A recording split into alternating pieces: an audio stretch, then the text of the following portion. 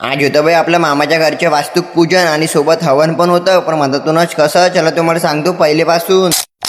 तर काय म्हणता नागपूरची पोट्टी मी तुमच्या यशवी लॉक आहे ना. बस सकाळी सकाळी पावसामध्ये मंडपवाले येऊन गेले आणि मंडप बांधायची तयारी करत होते. मग आम्ही सगळ्यांना फोन करून इन्व्हिटेशन देत होतो. मग आम्हाला दुकानातून फोन आला की भाऊ तुमच्या दुकानाच्या पाल फाटला म्हणून पावसाने. मग आम्ही पटकन दुकानात गेलो आणि सगळं पाल वगैरे बांधून दिला, कारण पाल बांधणं बहुत इम्पॉर्टंट होतं. मग आम्ही पाल बांधून गेलो ताडपत्री घ्यासाठी, कारण आचारी लोकांनी ताडपत्री पाहिजे होती, कारण पाऊस येत होता. मग तिकडल्या तिकडून गेलो आम्ही कपडे घ्यासाठी, कारण मामाचे कपडे शारले होते जे पहिले घेतले होते. मग कपडे घेऊन गेल्यावर आम्ही गेलो हार घ्यासाठी, कारण हार पाहिजे होते आपल्याला. मग तिकडल्या तिकडून आम्ही गेलो घरी येऊन पाहतो तर मंडप वगैरे सगळं बांधून तयार होता आणि इकडे आचारी लोक पण आले होते आणि ते आपला कापकूप करत होते भाजीचं. मग मी गेलो हार्डवेअरच्या दुकानात, कारण आपल्याला पाईपसाठी टोटी घ्यायची होती. मग मी टोटी घेऊन टाकली आणि आलो घराकडे. घरी येऊन परत इथं हवनची पूर्ण तयारी चालू होती. मग मी पटकन आंघोळ वगैरे करून टाकली, कारण आपल्याला आता व्हिडिओ शूट करायचा होता. मग मी व्हिडिओ शूट वगैरे केला. थोड्या वेळात मग हवन पण चालू झालं. हवन वगैरे निपटलं आणि तिकडून आलं जेवणाचे ताट नैवेद्यासाठी. मग नैवेद्य वगैरे ठेवलं. मग नंतर प्रार्थना वगैरे झाली आणि मामा प्रसारासाठी केळं कापत होता. मग बाहेरून परत इथं आचार लोकांची अर्धी तयारी तर झालीच होती आणि इकडे रांगोळीची पण तयारी चालू होती. मग थोड्या वेळात रांगोळी पण होऊन गेली तिकडे आणि नंतर मग लोक येणं पण स्टार्ट झाले. पूर्ण कार्यक्रम वगैरे निपटला. तर आजच्यासाठी एवढंच. भेटू आपण पुढच्या ब्लॉग मध्ये. तर मग कसं वायो रे भाषा मेरे बाबा,